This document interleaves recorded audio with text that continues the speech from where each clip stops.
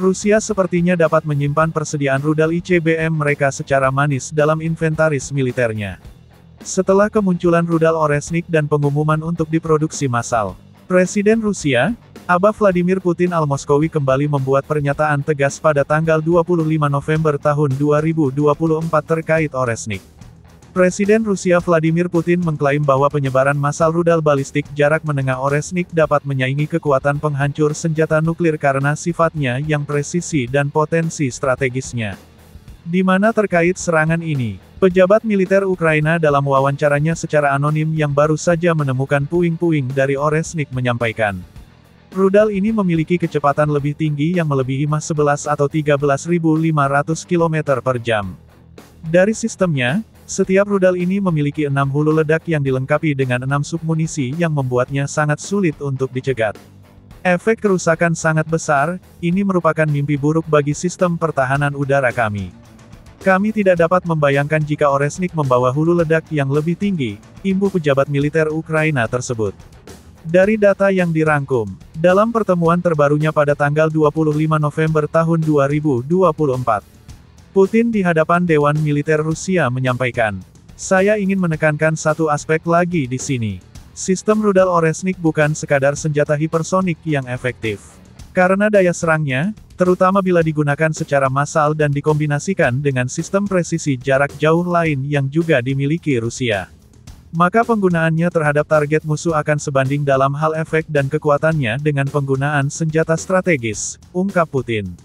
Terkait pidato terbaru Presiden Putin, para analisis militer Rusia menyebutkan, adapun maksud dari senjata strategis secara luas merujuk pada persenjataan utama Angkatan Bersenjata Rusia, yang berpusat pada senjata nuklir strategis dan taktis. Presiden kami merujuk pada konsep triad nuklir Rusia, yang meliputi rudal darat, rudal balistik yang diluncurkan dari kapal selam, dan pembom strategis. Dengan undang-undang baru, maka Oresnik telah bergabung dalam triad nuklir, yang memungkinkan bahwa rudal ini juga akan mendapatkan bonus hulu ledak lebih tinggi. Mulai dari penggunaan hulu ledak MIRV konvensional, MIRV termonuklir, hingga MIRV nuklir, imbuh analisis militer Rusia menjelaskan pada TASS. Bukan itu saja, dalam pidatonya pada 25 November tahun 2024, Putin juga menyampaikan bahwa Rusia tengah menguji sistem serupa, yang akan mulai diproduksi setelah evaluasi yang berhasil. Mulai dari Oresnik dengan varian jarak pendek, hingga beberapa varian Oresnik jarak menengah, di mana beberapa analisis militer Rusia menyebutkan bahwa akan ada perubahan strategi rudal yang cukup besar dalam inventaris Rusia menggunakan teknologi Oresnik, yang menjadikan Oresnik sebagai model bagi rudal-rudal Rusia lainnya. Analis Rusia menyebutkan, Anda dapat membayangkan jika rudal jarak pendek menggunakan teknologi ini. Iskander menggunakan teknologi ini. Secepat apa mereka ketika diluncurkan? Ini merupakan situasi berbeda, kami memiliki teknologi yang tidak dimiliki NATO saat ini. Ada kemungkinan di mana Iskander dan seluruh rudal jarak pendek dan menengah Rusia menggunakan teknologi Oresnik. Sesuatu yang datang dengan cepat, akurat, yang tak mampu diintersepsi. Rudal yang hanya dapat dilihat dari radar musuh dengan kecepatan menakutkan. Dan hari ini kami memilikinya, imbuh analisis Rusia dalam keterangannya bersama TASS.